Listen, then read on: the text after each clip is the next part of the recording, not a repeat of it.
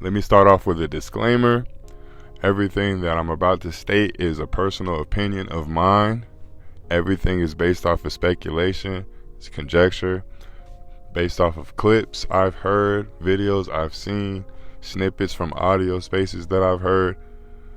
It's just my own personal opinion on the matter, my own perspective. That being said, let's talk about Joe Budden and Raqi Thunda. I got several links to the clips this morning and last night. Joe deleted it, and we'll get to the reasoning behind that a little later in this video. This is going to be one of the serious videos that I drop, so feel free to skip ahead to parts that you want to touch base on. I'll put the chapters in the description. I think Raqi is telling a lot of truth every time she speaks on Joe. I really do. Once the "I bailed you out of jail" narrative was broached, once she said that, and there was no real pushback from Joe, that let me know or establish the real relationship that they had. I'm not speaking on anything sexual. I don't know or care about what they did sexually. That's not what I'm speaking on. I'm speaking on, I believe, a lot of the things that Raqi said. That being said, I don't care. And this is Joe's main reasoning behind the way he speaks to her. Yes, you did bail me out at a time of need. Why is it that whenever somebody ascends to a place you never thought they would ascend to, certain people love to bring up what they did for said person when they were at a point of their lowest? They love saying it, especially if they're a public figure. Oh, I helped so-and-so when he couldn't pay his rent. I gave him $1,200. Did he pay you back? More than likely, yes. Did he pay you more than you paid him? More than likely, yes. But they don't ever say that part. I helped him at a time of need where he couldn't fend for himself, and now he's up, and I'm still in the same position I was where he asked me for help, and instead of me reaching out behind the scenes and asking for help and humbling myself to get to an advantage position, I would rather blast him or her for the things that happened 10, 12, 15, 20 years ago. Why do people do this? And this is why Joe has so much vitriol towards her every time he speaks towards her. You don't ever, one of my favorite sayings in the world is, in order to hate someone, you had to love them first. Joe doesn't have this much vitriol if Raqi didn't hold a special place in his heart at one point in time. Now, this is, once again, this is not me speaking sexually. But if you bond me, I'm going to speak from my own personal experiences. I've had 5 women bond me out over the course of time. I fucked all 5 of those women. I'll say that and then let that be that. But I'm at a way better space in my life now. I don't speak on any of my old flings to the point where I'm trying to, let's say, catapult myself, trying to ascend off of their name or who they were. That's not my style. So I get upset when people try to use me for their own personal gain. And that being said, I'm over here agreeing with a lot of the shit that Raqi said. I don't give a fuck that he was on dust and all this shit. Here's another thing.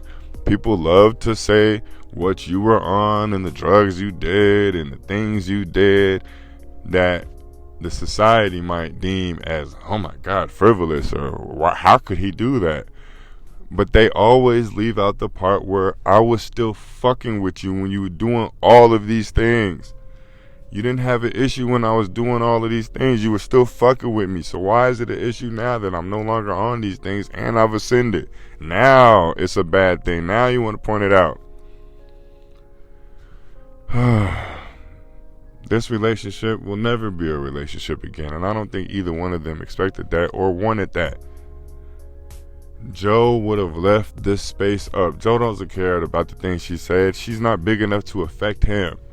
But she did have a real relationship with him, which is why he still gets frustrated every time he speaks to her.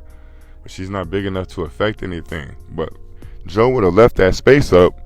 But wifey, hey, here's another part of my perspective. That's why I had to start off with the disclaimer. I'm from Texas, born and raised.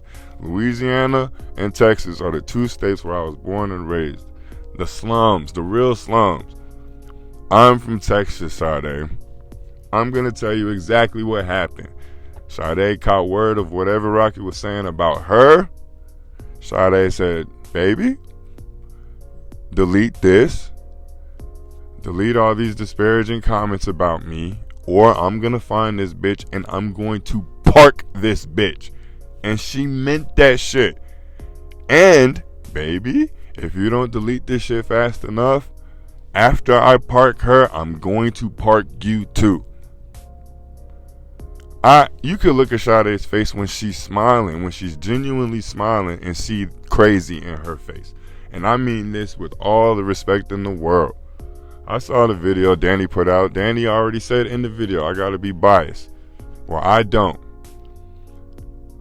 And I'm not speaking on physical appearance, because me personally, I think both of them are beautiful. So it's not even a matter of that. But when it comes to I will park you, I'm on Sade's side the whole way. Raqi, you better be careful. And I gave Raqi a lot of credit when I first saw her on Danny's initial pod with her, Evan, and Shammy. But then I saw the interview with S, and S couldn't land any of her answers that Raqi was asking her. Raqi kept interjecting herself. So I'm like, oh, I can see where things went wrong. I can see where Raqi and Joe's egos and how they act and their characters clash. I see it immediately. But it's one thing to talk tough and talk crazy. You might come across a point where you see me in person. I'm in Texas, but I be in New York and New Jersey all the fucking time. And apparently, since you're working with Danny, you're relatively close to where the fuck I be at.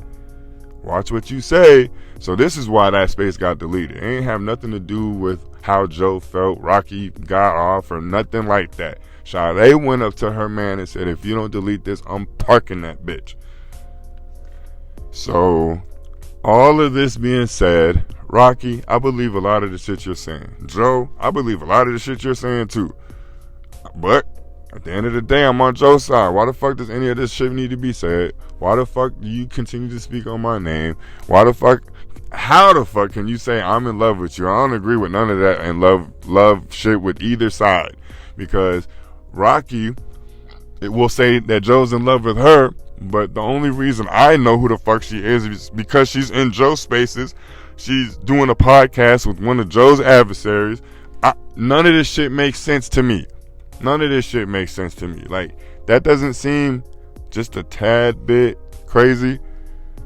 How the fuck you gonna say the nigga is in love with you, but you're involved with nothing or everything pertaining to Joe? Everything pertaining to him is why you're still relevant, but he's in love with you. Come on, man. Get your salacious shit off, but stop saying I love you in any way, shape, or form. That path, we crossed it, and we are no longer crossing that shit. That bridge has burned. Some things you just gotta keep to yourself. And this is not me hating on Raqi either. Salute to you in the lane that you're starting to form while getting your hate off on Joe. It's just, you're never gonna get any type of closure with me. You're never gonna receive any type of empathy with me, because you are trying to leave me out to dry. You're trying to hang me out like I'm just this terrible nigga. But you was fucking with me at the time I was a quote-unquote terrible nigga. So, shit like this, and every time I'm thinking about joining spaces, shit like this happens, and it's like, what's the use? What's the point? I'd rather just get my commentary off on the others that fuck up in spaces than go in spaces and possibly slip up because somebody got me emotional. I keep telling everybody, we all react based off emotions and feelings. The better you are at caging them hoes off, the better you operate in life. But god damn, this shit is, shit gets nasty. Every time any of this shit comes up. But I appreciate y'all staying tuned. I don't know what else to say. This is probably gonna be the last time I even speak on some shit like this. I don't even want to put no clips in the video. Like, shit like this is nasty to me, because what we're not gonna do, and this goes to all my niggas out there, what we're not gonna do is act like we haven't had a female hold us down. That's what we're not gonna do. But none of us are famous enough to have had that female try to put all our shit on blast, exploit us. We haven't been in this position to speak. So even me speaking on shit like this is nasty. But once again, I appreciate y'all.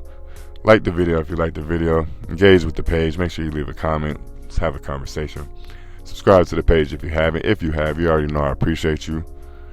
Keep going up, guys. Let's keep going up. Definitely have a video on today's podcast.